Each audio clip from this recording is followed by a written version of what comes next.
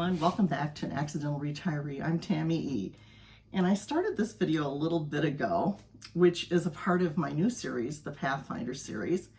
And it is its own little mini series. Karma is like a dragon that burns my present. And it does come back. This is the third in the series of videos. I got distracted because there was a hummingbird that came to see me before and I got down a whole rabbit hole. But anyway, I wanted to get back on track and I started this all over. Anyway, I apologize. I have like this, which are projects. This gets clean and not clean. It's pretty good shape up there right now. So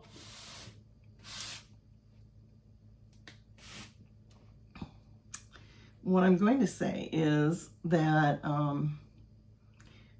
we have 3 in this series, and this third episode is coming a week or so later than the first 2 did, because the second one didn't do as well, so I don't know that there's that much interest in this series. But also I wanted to introduce the Pathfinders series, because Pathfinders started off that I was going to do some true crime, which I still plan on doing later this fall, hopefully, or winter. I will start my true crime. I have a couple of cases that I want to do, and I was going to start out with a real historical case and kind of build up to the 2 that I'm probably going to start the series off with. So I think I'm going to do those 2, and then I'll pedal it back, and like I did with this series, where I started with the trauma that probably has been really something that really impacted my life, where my father had a drinking problem, and my mother helped him to manage not to drink, but the vehicle she used was me monitoring his social drinking at baseball games, which I was only somewhere between 2 and 5 years old during this. And that was just not right to do to that kind of, that there was just so many layers of how that was not a good thing. And my mother, the wonderful woman that she was, realized it later on, and she's like, what's she thinking? And I'm sure she was going through her own trauma, because she had married a man that probably was not what she had hoped for. And my mother married late in life, especially for that time. She was 33 years old. She had me at 34. So that was the context too that you have to put upon this. My mother was the major wage earner in our household, but because I was born in the late 50s, my mother had to stop teaching as soon as she found out she was pregnant. They did allow her to finish out the school year because she was not showing. She was only 3 months in when she was expecting me. Ultimately, though, my mother could have taught during her whole pregnancy, and no one would have probably known, because she was in downtown of the city I grew up in, and someone saw her on the street and asked her why she was, in the middle of the day not teaching. And my mother had to explain she was expecting me. So anyway, that was kind of fun. Fact. But so that was my first episode of my trauma is like a dragon that burns my present to ashes. Sometimes it does. Second episode talked about how I was ill when I was born. One thing I did not mention is that I did not go home for 13 days after I was born. So I didn't have that nice nurturing bond with my parents in those early days. Plus, they were not allowed no visitors into their home for 2 months. They had to be very careful because I was born with very little immunity, they felt. And so sort of think boy in the plastic bubble. And my mother and I got sick a lot as a child. And now I'm going into episode 3. And episode 3 is the biggest focus on how I experienced bullying in preschool. And that had a huge impact on how I related to people. Now, I want you to understand that all of these things are kind of happening simultaneously. There's a great deal of things happening. And I'm going to give you that backdrop that I was this child. My aunt had lost a child 6 years before I was born. Then I was born. Then there was another cousin of mine, my uncle's child, a boy, died when I was just maybe 8 months old. And maybe 9. He only lived about a month. He had crib death. So my relatives spoiled me. It wasn't just my parents, it was my cousins. And, you know, and like I mentioned in the last episode, how on my 2nd birthday when my aunt died, which was another trauma at that time, and impacted really my whole life, because every birthday that I had after, and now even, I remember that my aunt died on my birthday. So I, you know, the first few years, like till I was a teenager or later, you know, we'd have cake with my cousins and it would come up and, you know, oh, you're this age, and then they'd subtract 2 years. Well, mom has been dead X, you know. So it's all happening at the same time, all of these things, kind of. As I'm trying to make sense of the world, as every one of us do. That's why those first 4 years of our lives are so critical to our development as human beings. Well, when I was 3, 4, yeah, I would have been 3 and 4-year-old, okay, I went to preschool. And everybody loved me, you know, everybody loved me. I made friends easy, adult friends, kids played with me. Everything was fine. I get to preschool and, you know, I'm playing with kids. It's all good, you know, it's normal. I'm having fun. I'm playing with the older kids and boys, playing with blocks. I love playing with blocks. All sorts of things are going on. And then all of a sudden there's this new little blonde girl with long blonde hair. And my parents cut my hair just for convenience sake. I think my mother wanted a boy. My father wanted a boy. And I had a very boyish pixie cut. That was kind of homely. I didn't look, I mean, I had like really straight bangs that, like, I mean, I'm not kidding, they were up here. Went like this. And even when she took me to the hairdresser, it was almost worse because it was shorter and more boyish. It was an awful haircut. So this girl comes in and she goes, now, I don't know if what came before was before or after. The same little girl was at my church, okay? So I think this was after that I did this. So, I mean, you know, I was not a perfect angel. There was a little tilt to my halo once in a while. But this little girl says, I'll be friends with you, because they were all petting her long hair. And I'm kind of jealous because I wanted long hair so badly. I wanted to look like a little girl. I'd have little bows in my hair that looked goofy because it was so short. But I wanted to look like a little girl, and they dressed me like a little boy, except when we went to see my great aunt and her husband. Then I was in frou-frou dresses, and she would give material that was really, my great aunt would give material that my grandmother would make dresses for me. Or if my grandparents took me to funerals, which they did do this too during it. I didn't get to go to my aunt's funeral, but somehow I got to go to all these other funerals with my grandparents, who my grandfather and the community, the farming community they went to, most of these were in the farming community that they came from, and had farmed for 30 years before they moved to the city.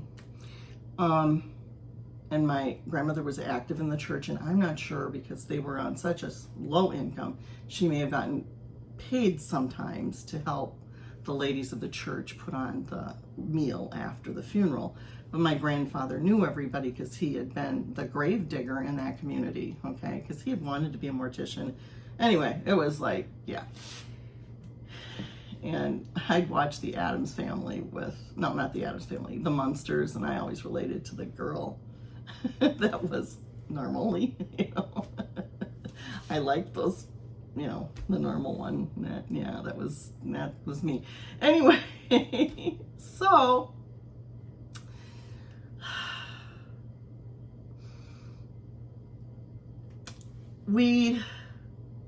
this girl turns around and says, I'll be friends with you if you're not friends with her. And she pointed to me.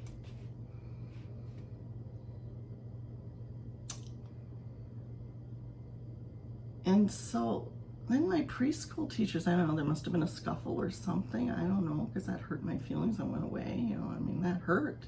I don't remember exactly what happened, but from then on, my teachers would have me do things alone, and the other little girls would do whatever they decided, and usually it was this little queen bee. She decided what she wanted to do, and so they would go to that area. So if they wanted to go and do the dress up, then I could go and play in the house by myself. If they wanted to do the playing in the house, then I could do the dress up. I remember there was a monkey that came and that was in the dress up area. I got to go and play in the house. I got to see the monkey by myself. You know, and my parents were sending me to preschool because I was an only child. My mother thought this was a great experience for an only child to get socialization for school, to make friends. Then this little girl ends up being in my church. Yeah. And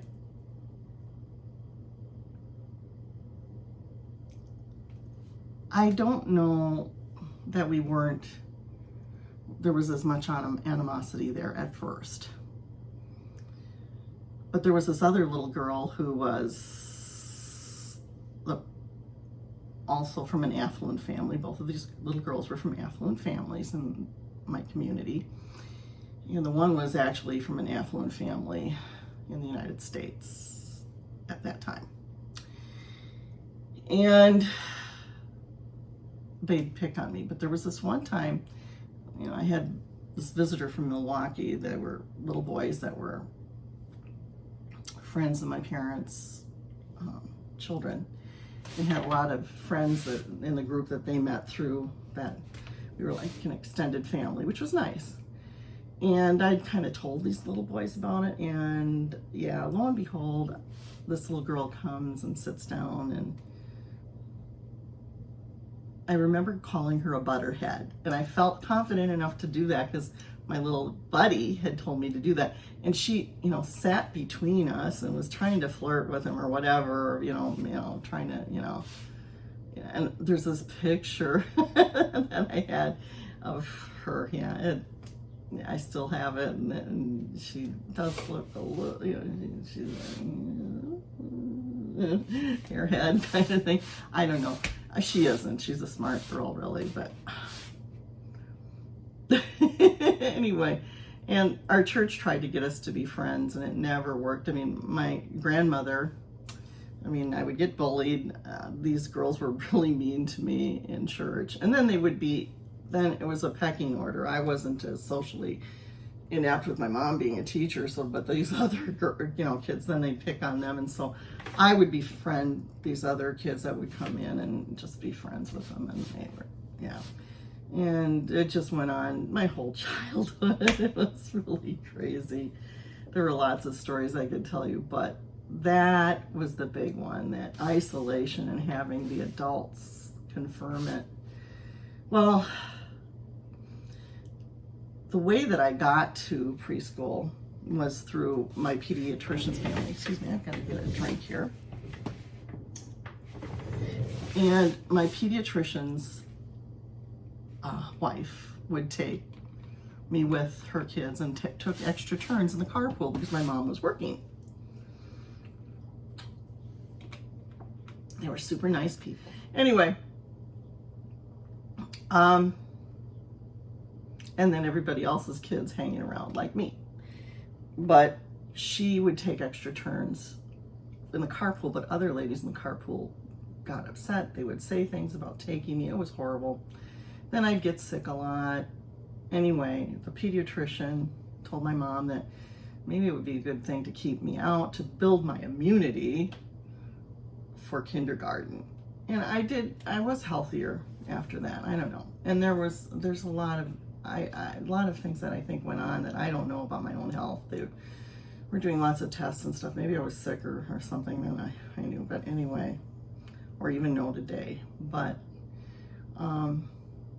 because there were so many secrets, and I remember getting these very cold shots and not feeling well afterwards and stuff. So all this is kind of going on at the same time. I have wonderful memories of my parents taking me to Sound of Music, and my first thing was Music Man down in Milwaukee at a really big theater, and I was like only 3, and I loved it so much they took me right away to Sound of Music when it came out, you know.